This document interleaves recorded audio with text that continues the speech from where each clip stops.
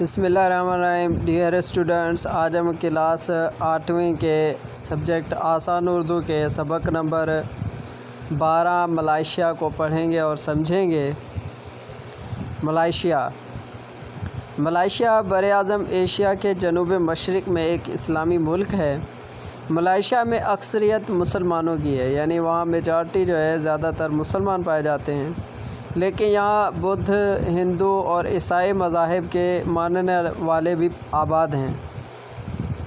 اس کا صدر مقام کوالالمپور ہے۔ اس ملک میں 13 چھوٹی چھوٹی ریاستیں ہیں۔ ان تمام ریاستوں کو ملا کر اس ملک کا رقبہ 3,32,370 مربع کلومیٹر بنتا ہے۔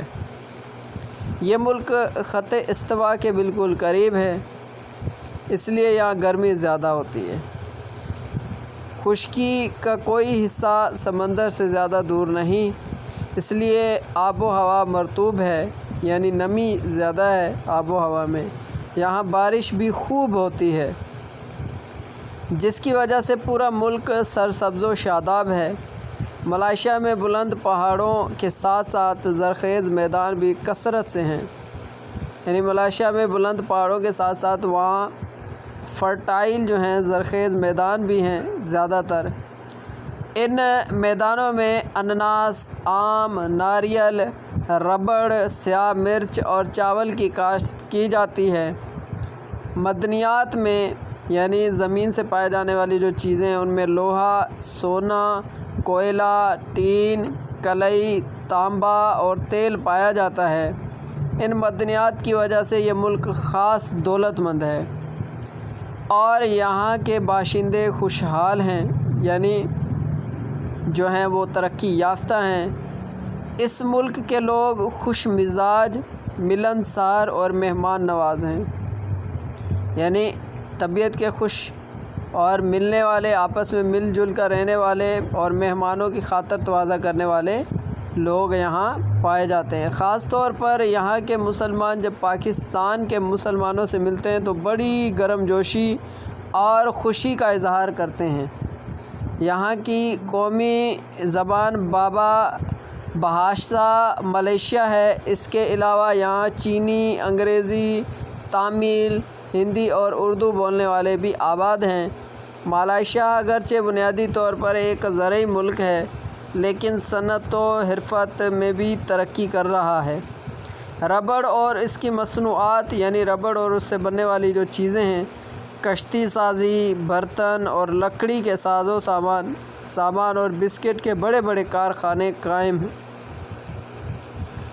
اس ملک کا قومی پرچم سرخ اور سفید رنگ کا ہے، یعنی اس میں لال اور سفید رنگ ہے۔ اس میں اوپر سے نیچے تک 7 سرخ اور 7 سفید افقی پٹیاں ہیں۔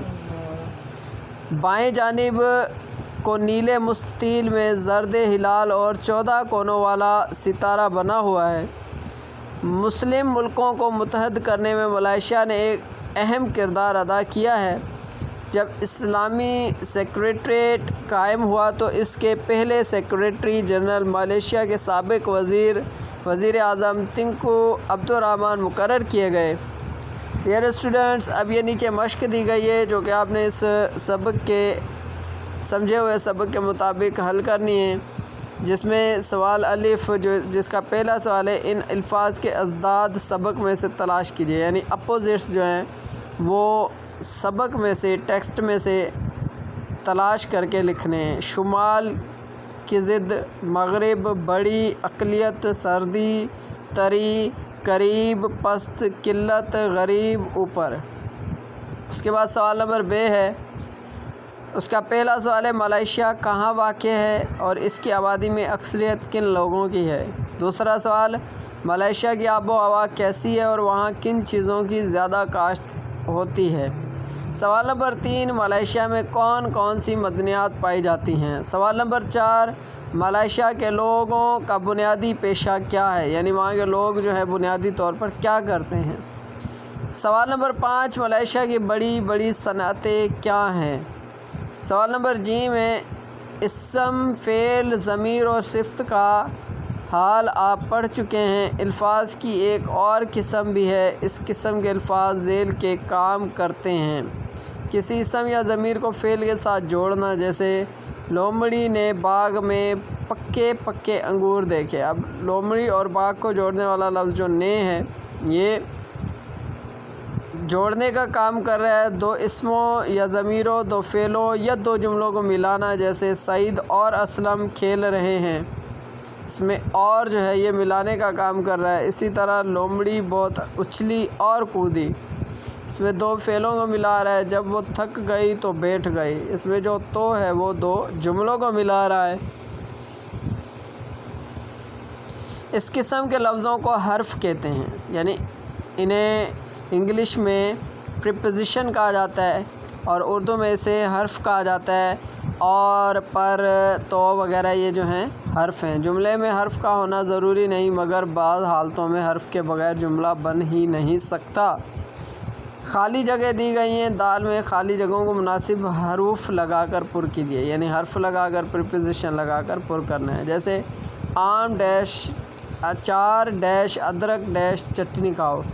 اب آم کا اچار اور ادرک کی چٹنی کھاؤ، یہ جملہ بنے گا، سامنے ڈیشز دی گئی ہیں۔ اسی طرح بقیہ ڈیشز بھی آپ نے پر کرنی ہیں۔ شکریہ۔